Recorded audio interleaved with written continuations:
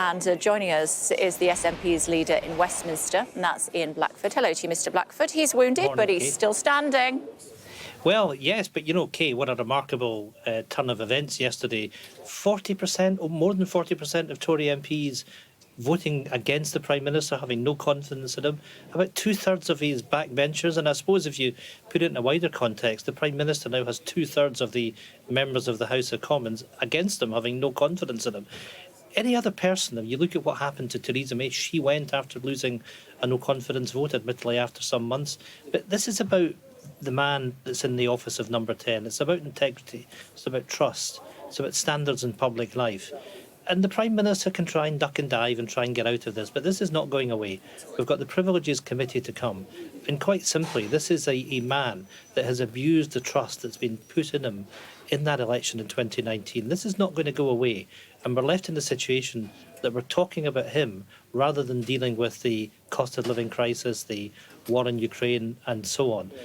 This man needs to recognise that he has no moral authority to lead.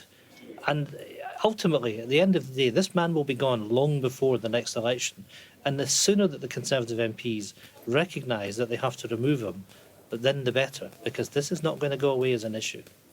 Yeah, but they had an opportunity to do that, Mr. Blackford, and they didn't. So, you know, don't you have to realise, the other parties in the House of Commons, that he's still there and he's still our Prime Minister?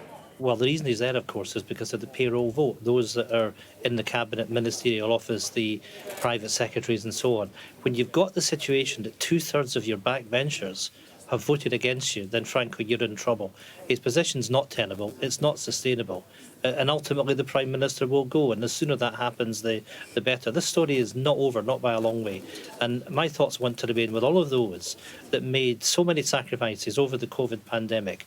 And the message yesterday from the Prime Minister to his own Tory MPs that he would do the same thing all over again, that he would go to these leaving parties. He simply doesn't accept that the rules, the laws, which the rest of us have to follow, don't apply to him. We cannot have a leader in the United Kingdom that behaves that way, that thinks he's above the law, that thinks it's OK, it's reasonable for him to come and lie, as he's done repeatedly to the House of Commons, to have broken, as I would allege, the ministerial code.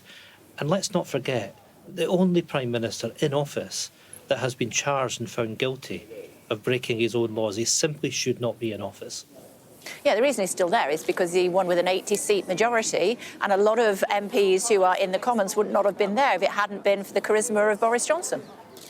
Nobody denies that Boris Johnson won the election in 2019, but the simple fact is that he's broken the trust that was put in him.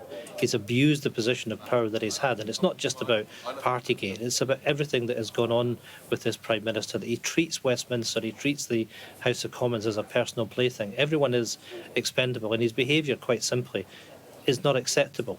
I firmly believe that when we get to the Privileges Committee, that they will conclude that this Prime Minister has broken the ministerial code, and then it is a simple matter that the Prime Minister has to be removed from office. So we will go through all the necessary steps, but in the end, Boris Johnson will pay a price for his behaviour and the breach of trust that was seen from him while he's been in office.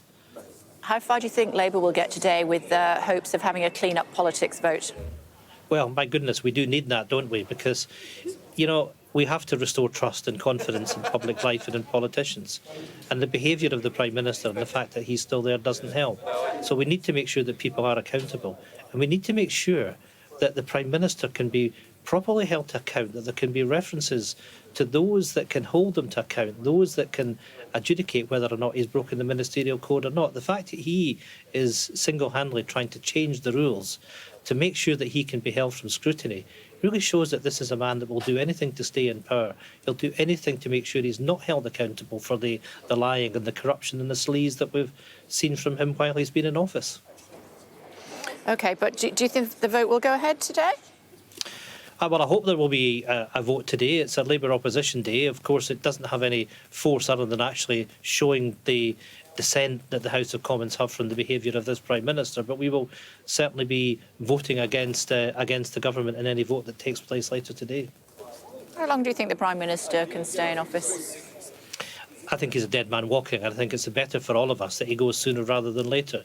I want that day to be today, and I think he needs to reflect on the lack of support that he has from his backbenchers. He needs to realise that he doesn't have the moral support. He doesn't have the right to lead as Prime Minister. The sooner he goes, the better. I would like to see the Prime Minister offering his resignation to the Queen today.